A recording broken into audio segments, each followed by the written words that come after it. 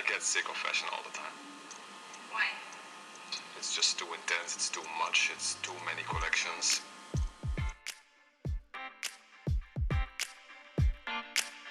Historia y Moda es un recorrido por la historia de nuestra cultura, el arte, la economía, la política y los roles de género, teniendo la moda como hilo conductor. Este es un viaje para los curiosos, los apasionados, los detractores y todos los que quieran conocer el origen de los grandes sucesos y las pequeñas cosas que han tejido nuestra sociedad. Somos Diana y Ceci y te acompañaremos en este apasionante viaje. ¡Bienvenido! ¡Comenzamos! La moda puede definirse como un sistema de signos, un lenguaje sartorial simbólico. En otras ocasiones, la moda es puramente imagen, ilusión y estilo. Hoy vamos a hablar de la moda como instrumento y símbolo de dominio. Bienvenidas y bienvenidos a este episodio especial en el que vamos a concretar algunos enunciados que han salido en episodios anteriores referentes al poder en la moda. Y este tema puede entenderse de muchísimas maneras, desde las siluetas y prendas que se usan para comunicar cierta autoridad, por ejemplo, en el power dressing de los años 80, o el poder que tiene la moda de influir, de crear impacto o de comunicar, pero hoy vamos a enfocarnos en cómo la moda se ha usado como bandera para marcar territorio, como símbolo de estatus entre países y no solo entre personas, y como herramienta de invasión, como arma de guerra. Un ejemplo de esto es cómo los nazis usaron la moda como un medio para inculcar su doctrina en Alemania y como pantalla ante los países enemigos para que pensaran que en Alemania todo seguía bien, todo estaba bien y que la industria continuaba como si nada. Este tema lo exploramos a fondo en los episodios 34 y 35, por si no los han escuchado, pueden checarlos y ahí pues nos explayamos en ese tema específico de la moda y los nazis. De hecho, se sabe que los soldados alemanes eran los mejor uniformados por Hugo Boss, pero claro, estaban vestidos así porque luchaban en el extranjero y tenían que verse bien. Las alemanas que participaban en tareas militares y diplomáticas fuera de Alemania también eran las mejor vestidas, mientras que en Alemania el resto de la población apenas sí tenía que ponerse. Esta farsa fue al mismo tiempo un incentivo para que muchas mujeres desearan unirse al ejército, participar en las juventudes hitlerianas o en algún cargo administrativo o militar en el extranjero.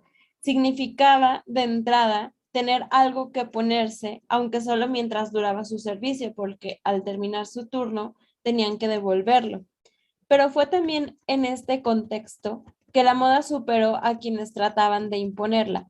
La moda parisina estaba tan arraigada que los nazis fallaron en la tarea de convencer a sus propias mujeres de adoptar el uniforme o el traje típico alemán, el Dirndl. Así que mientras los alemanes ocupaban París, las alemanas vestían con diseñadores franceses y los soldados les compraban Chanel número 5 a sus novias, lo cual nos hace preguntarnos, ¿quién conquistó a quién? Desde siglos antes, Francia había sido el país influyente, la Miss Universo de la moda global, a la que las otras potencias querían robarle la corona. Apenas se vio ocupada por los nazis, Estados Unidos e Inglaterra pararon las antenas para ver quién podía ser el nuevo líder. Pero Francia no estaba dispuesta a ceder su preeminencia histórica en el campo de la alta costura, solo porque había una guerra mundial llevándose a cabo en su suelo. Después de los primeros meses de batalla, los diseñadores franceses retomaron sus producciones para sus clientes locales y para exportación.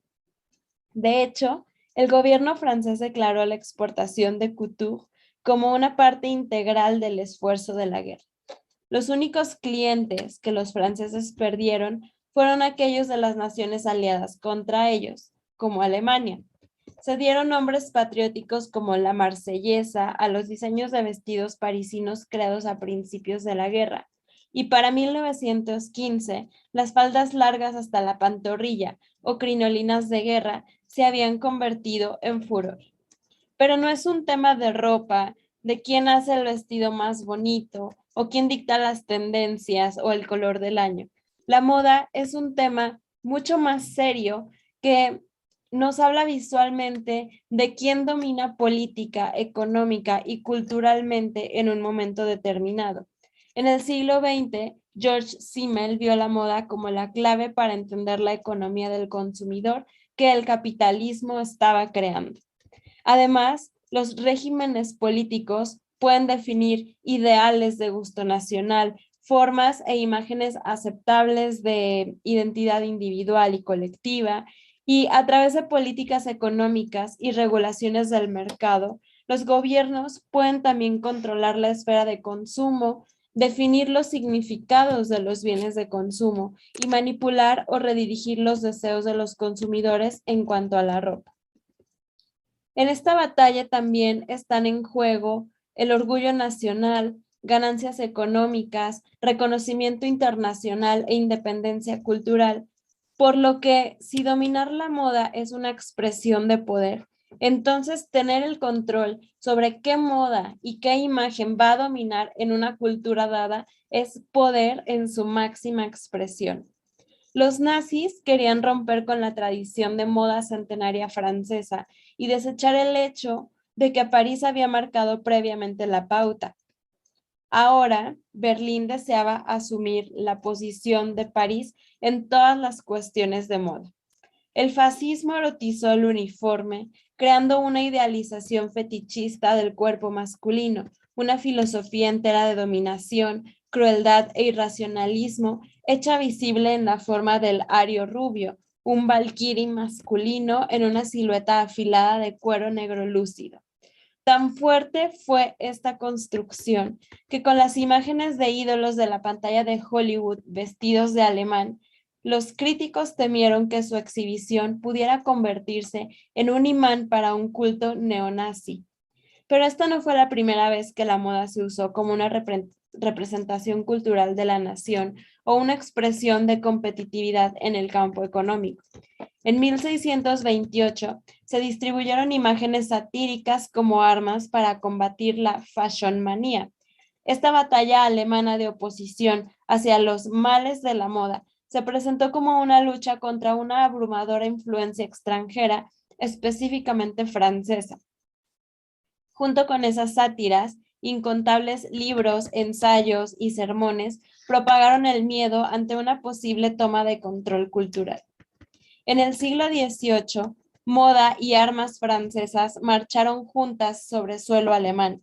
Durante la ocupación napoleónica de los territorios alemanes, los ocupantes franceses llevaron consigo muñecas vestidas con una versión en miniatura de Revolutions Mode, la moda de la Revolución Francesa. El objetivo explícito era el de traer una forma de resignación y felicidad a los derrotados. El propósito oculto era el de inculcar y diseminar los diseños innovadores y revolucionarios franceses más recientes. Además, se vendieron periódicos franceses en los salones de lectura de los territorios alemanes ocupados y, cuando era posible, se exhibían destacadamente. Así, por ejemplo, en una librería en Bonn, un tercio del stock incluía revistas francesas de moda. La moda emergió como un tema polémico durante el siguiente conflicto militar entre los dos rivales, la Guerra Franco-Prusiana de 1870-71. El alto número de decesos en la Armada francesa forzó a incontables familias a usar ropa de luto. En un esfuerzo por opacar estas manchas negras que estropeaban el paisaje urbano, el mundo de la moda parisina anunció que el negro era el color de moda de la temporada. Muchas quejas surgieron ante una influencia francesa abrumadora en Alemania después de su victoria decisiva sobre Francia y el establecimiento del Segundo Reich alemán en 1871. Mientras los franceses perdieron rápidamente la guerra, París había conquistado sigilosa pero perniciosamente la cultura alemana en los años siguientes a través de las elecciones en moda de las alemanas. Bien dijo Mussolini que cualquier poder está destinado a fallar antes que la moda. Si la moda dice que las faldas son cortas, tú no lograrás alargarlas, ni siquiera con la guillotina. Las circunstancias con las que París se ayudó a sí misma a ganar su lugar de supremacía en la moda femenina se remiten al reinado de Luis XIV. Tanto él como su brazo derecho, Colbert, entendieron demasiado bien el aspecto económico abrumadoramente importante de la moda e hicieron lo que fue necesario para que la moda parisina no encontrara ningún obstáculo. Los mismos reyes que apoyaron vigorosamente el arte y la belleza también ayudaron a convertir a Francia en el líder legítimo de la moda. Y siendo esta su fortaleza, tenía que ser defendida. En 1783, la industria de fabricación de seda de Berlín tuvo tanto éxito que solo en ese año trajo aproximadamente 4 millones de taleros, que era la moneda que se usaba en ese entonces en Alemania. El valor industrial total de Berlín para el mismo año fue de 6 millones. En 1806, la industria de la seda de Berlín había crecido tanto que empleaba a 4,000 personas en una ciudad que apenas tenía 140,000 habitantes. Sin embargo, solo una década después, el hilado y tejido de la seda estaba casi olvidado. ¿Qué le había pasado a la industria de la seda en Alemania en esos 10 años? ¿Fallecimiento? ¿Sequía? No. Según un historiador alemán, el culpable fue Francia. Napoleón y su ejército habían destruido a propósito todas las moreras de Alemania durante su conquista para que Francia pudiera dominar el mercado europeo de la seda. Y durante 100 años, a partir de entonces, no se pudo obtener seda alemana. Ya sea que hablemos de fronteras geográficas, económicas, culturales, sociales o religiosas, la moda siempre ha estado ahí como signo de quién tiene el poder. A la moda se le da el poderoso rol de inculcar creencias y sistemas de valores, construir actitudes sociales y alimentar aspiraciones sociales. Si nos diéramos un paseo por el siglo XIV, descubriríamos que no era la moda de Francia la que predominaba, sino la de España. España en ese momento se erigía como la superpotencia del siglo y reunía un imperio gigantesco con posesiones por todo el mundo. La moda española influenciaba al resto del imperio. Veamos, por ejemplo, retratos de Enrique II de Francia con un outfit muy influenciado por la moda española. Capa, bragas globo, un concha o bragueta, birrete estilo español. El poder en ascenso fue Carlos V, del que hablamos en el episodio 9, rey de España, Nápoles y Sicilia desde 1516, heredero del estilo, así como de las riquezas de Borgoña y del Sacro Imperio Romano desde 1530. La entrada de oro y plata del Nuevo Mundo influyó fuertemente. La España unida cambió la dinámica del comercio en toda Europa occidental, dando paso a un periodo de creciente opulencia en la ropa que se vio atenuada por el gusto español, por la sombría riqueza del vestido que dominó la segunda mitad del siglo. Decimos sombría porque el negro era el color por excelencia del traje español, ya que se asociaba al catolicismo y pues los españoles eran muy católicos.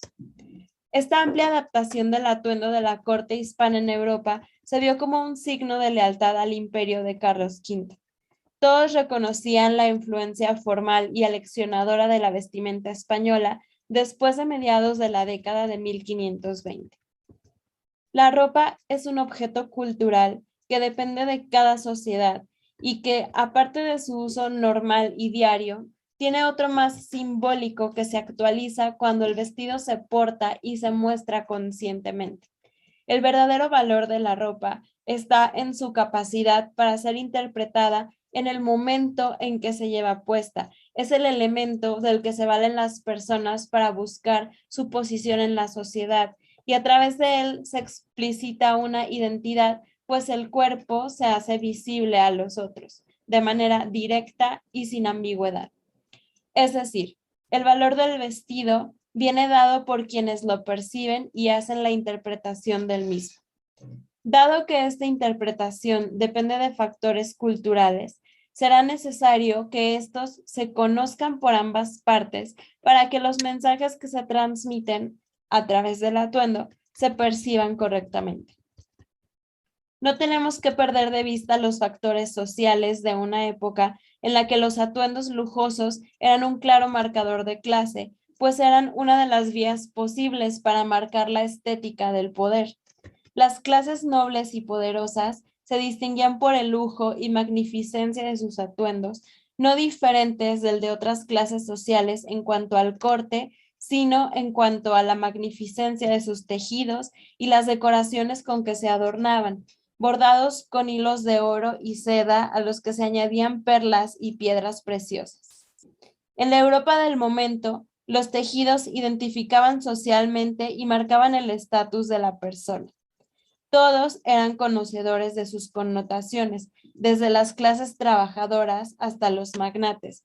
Todos conocían los tejidos y podían fácilmente determinar el valor de quien los usaba. En nuestro curso completo de historia repetimos varias veces cómo quien tiene el poder influye en la moda. Y si lo traemos a hoy, ¿qué moda consumimos? Hoy en día las guerras y búsqueda del poder han traspasado las barreras geográficas que delimitaban un territorio en siglos pasados. Convivimos en territorios digitales, videojuegos, el metaverso.